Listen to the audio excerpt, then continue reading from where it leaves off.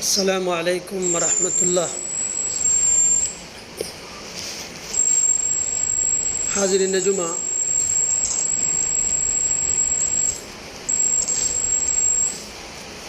پچھلے کئی خطبات سے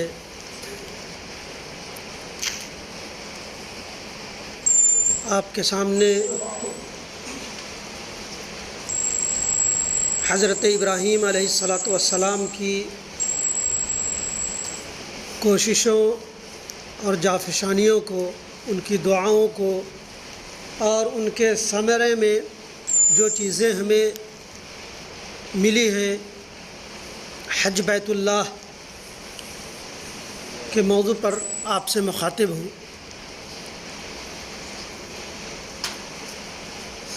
حاضرین، حضرت ابراہیم علیہ السلام کی اہمیت و افادیت توحید کے معاملے میں ویسا ہی ہے جیسے جسم میں روح کا ہونا، اور یہ کہا جائے کہ تمام انبیاء کا مشن بھی کم و بیش یہی رہا، اور اس بات سے بھی انکار نہیں کیا جا سکتا کہ دنیا کی 1/3 آبادی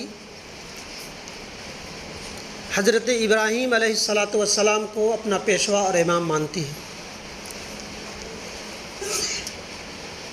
عیسائی، یہودی اور مسلمان سب یکساں طور پر عظمت و احترام کی نظر سے حضرت ابراہیم علیہ السلام کو دیکھتی ہے۔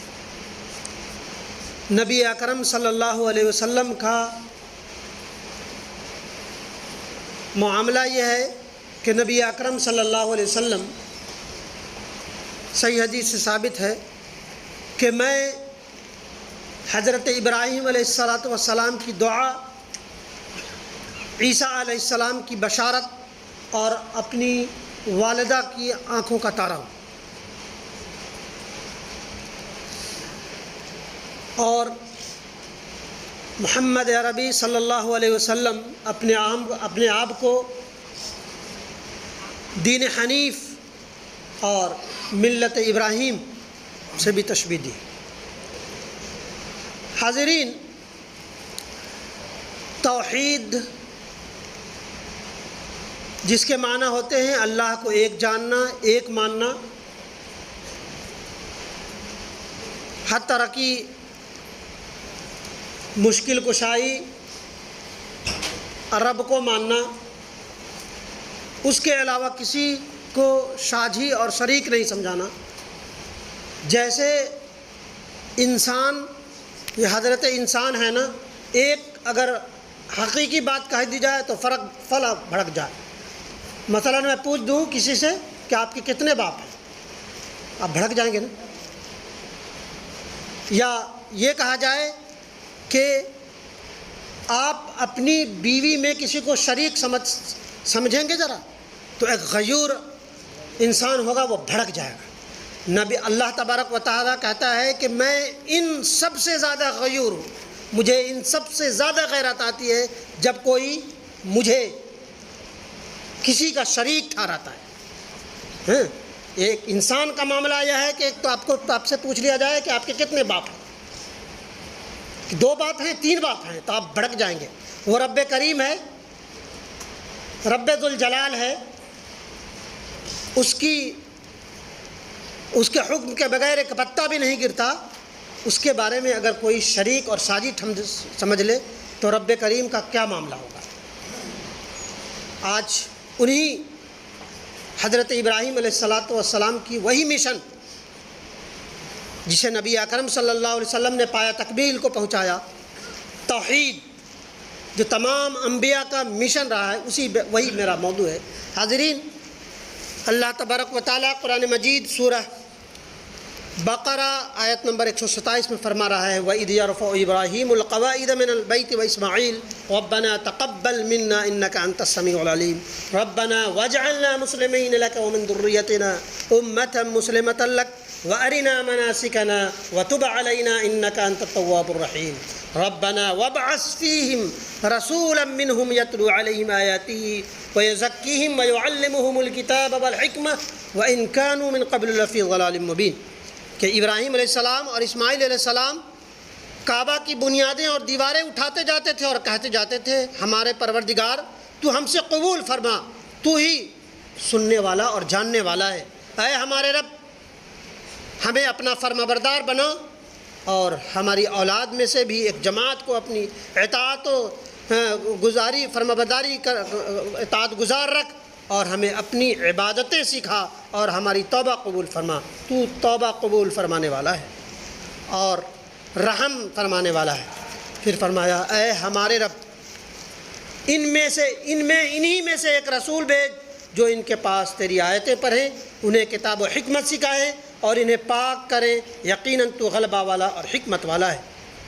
پھر فرمایا کہ دین ابراہیم سے وہی بے رغبتی کرے گا جو محض بے وقوف ہو، ہم نے تو اپنے اسے دنیا میں بھی برگزیدہ بنایا اور آخرت میں بھی وہ نیکوکاروں میں سے ہے۔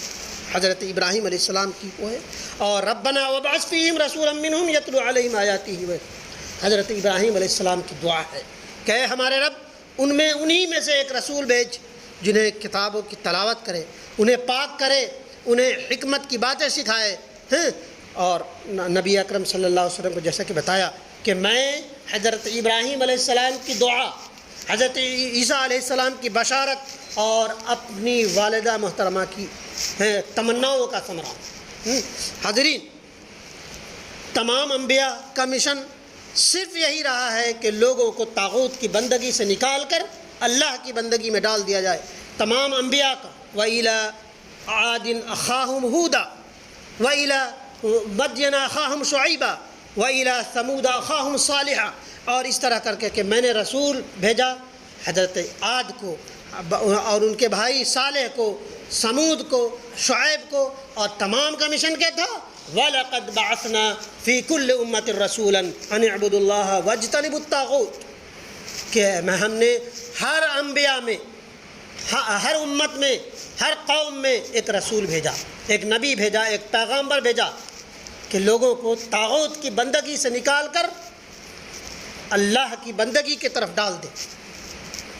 حضرت ابراہیم علیہ السلام کی وہ آزمائشیں، وہ جافشانیاں کوئی ذاتی نہیں تھی۔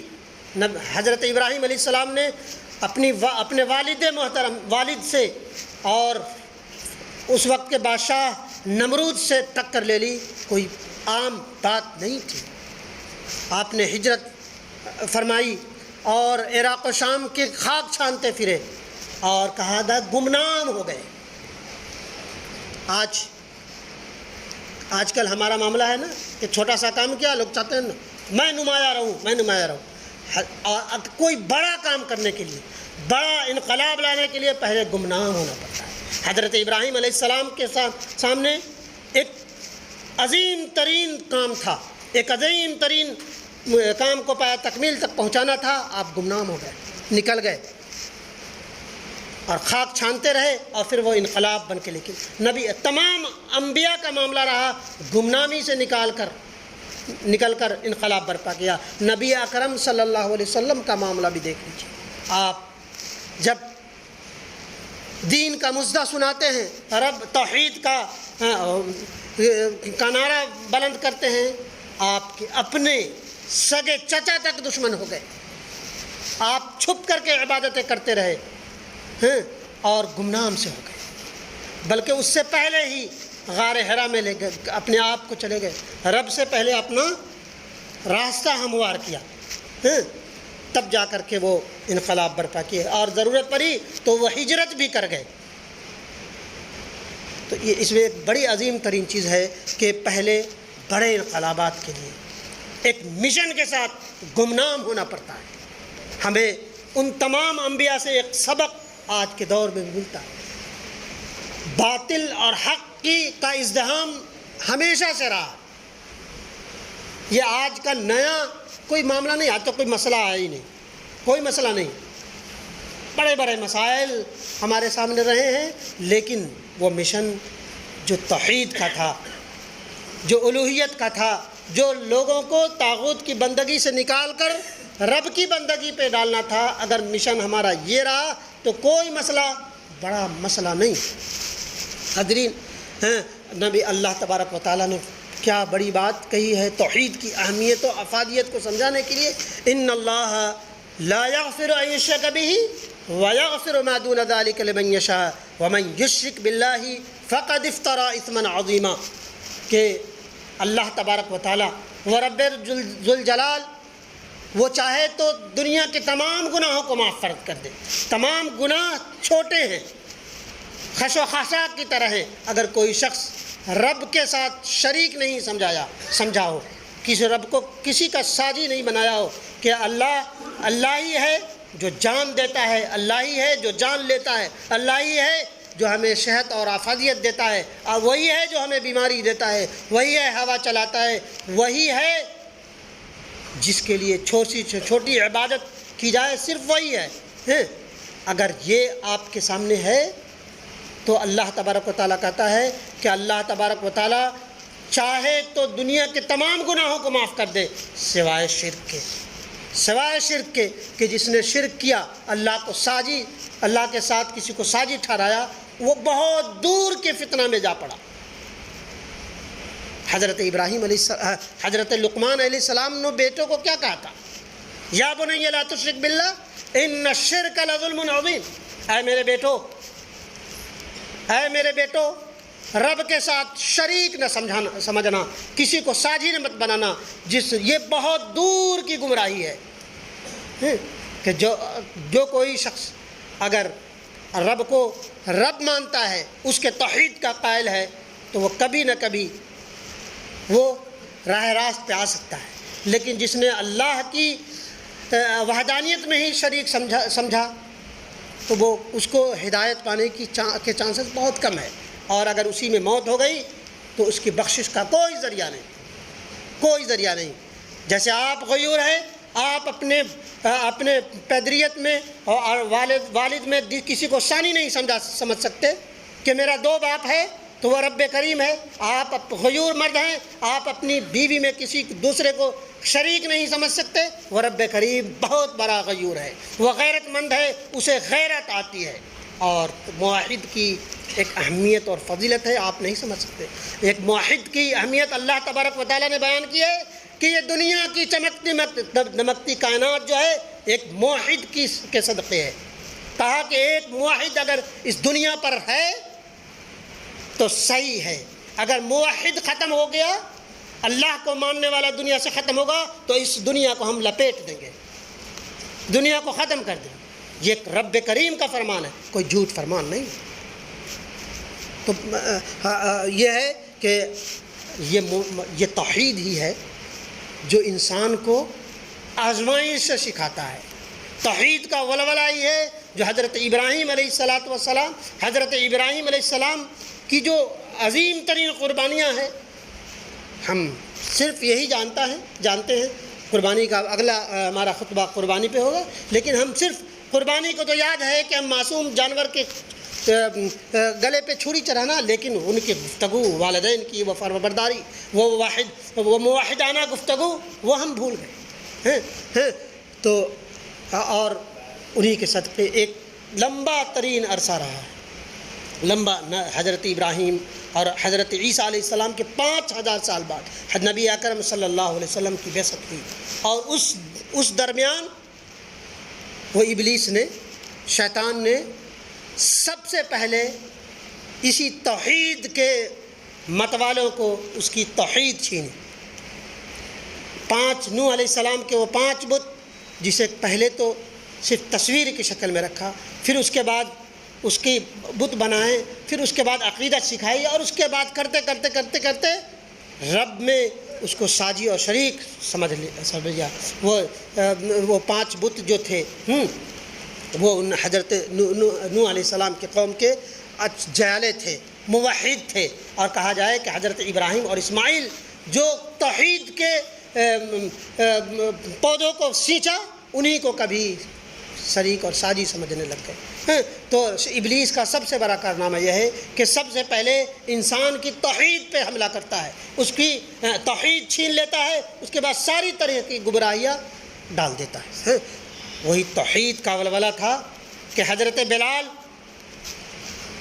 کے سینے پہ پتھر ہے اور وہ حد کا نعرہ، وہ توحید کا متوالا ہی یہ نعرہ بلند کر سکتا ہے. حضرت سمیہ کا وہ کارنامہ کہ تو یہ کہہ دے کہ تیرا رب تو ہے لیکن میں اس کے ساتھ بھی شریک ہے. کہا کہ تو یہ بات کہتا ہے، اس حضرت سمیہ نے اس کے منہ پہ تھوک دی. اور اس طرح کے خباب و خبیب کی وہ قربانیاں وہ توحید کے متوالے ہی کر سکتے ہیں. ہم تو آج ہمارا ایمان کا معاملہ، ہمارے توحید کا معاملہ، ہمارے خدا پرستی کا معاملہ تو یہ ہے کہ معمولی سے مفاد میں، معمولی سے فائدے میں ہم ڈھلک جاتے ہیں. اور معمولی سے کیا کہتے ہیں ازدحام. کہا گیا کہ یہ مسائل وہ نہیں ہیں جو پہلے تھے. انبیاء کو آروں سے چیرا گیا، انہیں دربدر کیا گیا، انہیں سولی چڑھایا گیا. بالخصوص حضرت عیسیٰ علیہ السلام کی کیا ان کا دوش تھا، کیا ان کی کمی تھی، کیا ان کا گناہ تھا کہ سولی پہ چڑھایا گیا. حضرت ابراہیم کا کیا دوش تھا، وہ تو اپنے قوم کے نرالے تھے، لوگوں کو علم و حکمت کی باتیں سکھانے والے تھے. ایک طرف یہ کہتے تھے کہ اے نبی آپ کی صداقت پہ ہمیں کوئی شک نہیں، آپ امین ہیں، صادق ہیں، لیکن آپ جو بات کہتے ہیں اس پہ ہمارا دل ہی نہیں جمتا. معمولی یہ توحید کا ہے. توحید کا معاملہ جہاں کمزور پڑے گا تو ہم معمولی خش و خاشاک سے بالکل البلا اٹھیں گے، پریشان ہو جائیں گے. یہ پریشانیاں صرف اور صرف ہمارے ظہر الفساد فی البر والبحر بما کسبت ایدی الناس، یہ خشکی اور تری میں جو فساد برپا ہے اس کے ذمہ دار ہم ہیں، تمہارے ہاتھوں کی کمائی ہے. ان اللہ لا يغير ما بقوم حتى يغيروا ما بانفسهم واذا اراد الله بقوم سوءا فلا مرد له وما له من دونه من وال. کہ اللہ تبارک و تعالیٰ کسی قوم کی حالت نہیں سنوارتا جب تک کہ وہ خود اپنے اس حالت کو نہ سنبھال لے جب تک کہ وہ ان حالتوں پہ ہے. اللہ تبارک و تعالیٰ کہتا ہے کہ تمہارے اندر توحید کے شرارے ہو گئے تو تم اپنے راستے خود بنا سکتے ہو. اگر توحید تمہارا کمزور ہے تو تم نابود ہو جاؤ گے، تمہارا معاملہ انہی سمندر میں بہتے ہوئے خش و خاشاک کی طرح ہو جائے گا. ہم اپنا جائزہ لیں کہ ہم توحید کے کس معاملے میں کھڑے ہیں. حضرت معاذ بن جبل کی ایک حدیث ہے کہ وقت اجازت نہیں دیتا، ایک معاملہ، ایک واقعہ، ایک حدیث بیان کر کے میں اپنی بات کو ختم کرتا ہوں. حضرت معاذ بن جبل کئی ایک اسٹیٹ کے گورنر رہے. نبی اکرم صلی اللہ علیہ وسلم ان کو بھیجتے تو نصیحت کرتے ہوئے تھے کہ جاؤ ان کو توحید کا سبق سکھانا، عدل و انصاف قائم کرنا. اور انہی معاذ بن جبل سے ایک ہے کہ ایک انسان ایک مکھی کی وجہ سے، ایک مچھر کی وجہ سے جنت میں چلا جاتا ہے اور ایک مکھی اور مچھر کی وجہ سے جہنم میں چلا جاتا ہے. پوچھا حضرت معاذ نے کہ نبی اکرم صلی اللہ علیہ وسلم وہ کیسے؟ کہا ایک راستہ ہے، فلاں جگہ ایک وہ ہے جہاں پہ ان کے بت ہیں، وہاں پہ ان کے جو پروہت بیٹھے ہوئے ہیں، وہاں پہ ان کا معاملہ تھا. جو بھی ادھر سے گزرتا تھا کہا تھا کہ تم انہیں کچھ چڑھاوا چڑھا دو، پھر اس کے بعد وہاں سے گزر سکتے ہو. کتنے آئے، کتنوں نے کہا جان تو بچانی ہے. ایک مکھی پکڑی، سبوں نے کچھ نہ کچھ چراوے چرائے. اور ایک موحد پہنچتا ہے، سب اپنے اس امتحان میں ناکام ہو گئے، سبوں نے کچھ نہ کچھ چرایا. ایک موحد پہنچتا ہے، کہتا ہے کہ مکھی تو مکھی، میں عقیدت کی نظر سے بھی ادھر نہیں دیکھ سکتا، اور اس کو وہ قتل کر دیتا. کہا کہ ایک انسان ایک مکھی کی وجہ سے جنت میں پہنچ جاتا ہے اور ایک مکھی کی وجہ سے جہنم میں. توحید کا معاملہ بہت ہی نازک ترین ہے. توحید کو ہم سمجھیے، تمام عبادات، تمام جو مناسک ہے آپ سمجھ جائیں گے. توحید نہیں سمجھتے تو یہ ساری چیزیں بے محل ہے. آخر میں یہی بات کروں گا کہ اپنے من میں ڈوب کر پا جا سراغ زندگی، تو اگر میرا نہیں بنتا نہ بن، اپنا تو بن. اپنے غریبان میں جاکیے، توحید کے اس مشن کو پہچانیے کہ توحید کا مشن آخر ہے کیا. اللہ تبارک و تعالی ہمیں اور آپ سب کو کہنے اور سننے کا عمل کی توفیق دے. آمین یا رب العالمین.